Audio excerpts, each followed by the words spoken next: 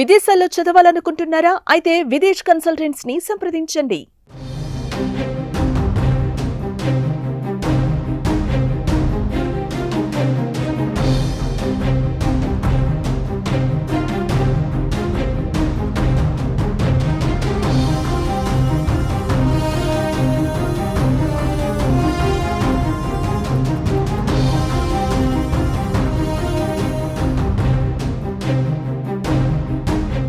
AP assembly సమావేశాలు అనుకున్నట్లుగానే హాట్గా ప్రారంభమయ్యాయి. తొలి రోజు ఉభయ సభలను ఉద్దేశించి గవర్నర్ అబ్దుల్ నజీర్ ప్రసంగించారు.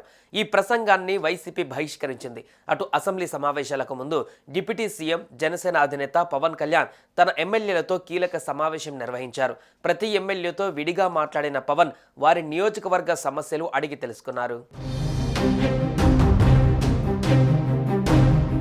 అసెంబ్లీ సమావేశాలలో జనసేన సామాన్యుడి గొంతుగా ఉండాలని ఆ పార్టీ అధ్యక్షుడు డిప్యూటీ సీఎం పవన్ కళ్యాణ్ అన్నారు. ప్రజా సమస్యలతో పాటు వారి ఆకాంక్షలను చట్టసభలలో వినిపించేలా పార్టీ సభ్యులు చర్చల్లో పాల్గొనాలని దిశానిర్దేశం చేశారు. బడ్జెట్ సమావేశాల నేపథ్యంలో పార్టీ కేంద్ర కార్యాలయంలో జనసేన శాసనసభ పక్ష సమావేశం జరిగింది. శాసనసభ సంప్రదాయాలు మర్యాదను కాపాడుతూ హుందాగా వ్యవహరిద్దామని పవన్ చెప్పారు. చట్టసభలలో మాట్లాడే భాష, వాడే పదాల విషయంలో సభ్యులు జాగ్రత్తగా ఉండాలని సూచించారు. వైసీపీ వాడిన దిగజారుడు భాష వద్దన్నారు. వైసీపీ సభ్యులు అసభ్య పదజాలంతో రెచ్చగొట్టినా సంయమనం పాటించాలన్నారు.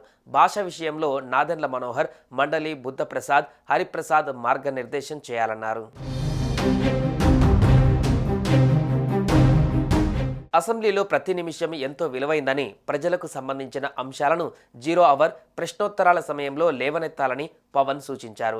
బడ్జెట్ను అధ్యయనం చేయాలన్నారు. ప్రభుత్వ రాబడులు, ఖర్చులు, శాఖల వారీగా కేటాయింపులు, అప్పులు, ఇతరత్ర అంశాలను క్షుణ్ణంగా తెలుసుకోవాలన్నారు.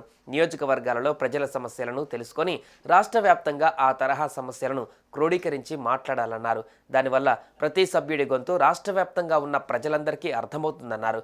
ఈ సమావేశంలో పార్టీకి చెందిన మంత్రులు, ఎంపీలు, ఎమ్మెల్యేలు, ఎమ్మెల్సీలు పాల్గొన్నారు.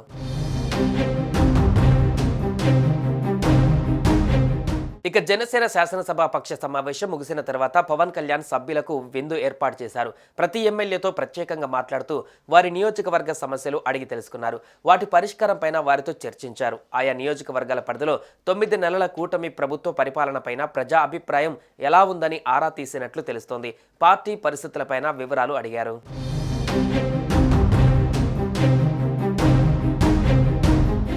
సుమన్ టీవీలో మీ పర్సనల్ అండ్ బిజినెస్ ప్రమోషన్స్ కోసం కింది నెంబర్కి కాంటాక్ట్ చేయండి.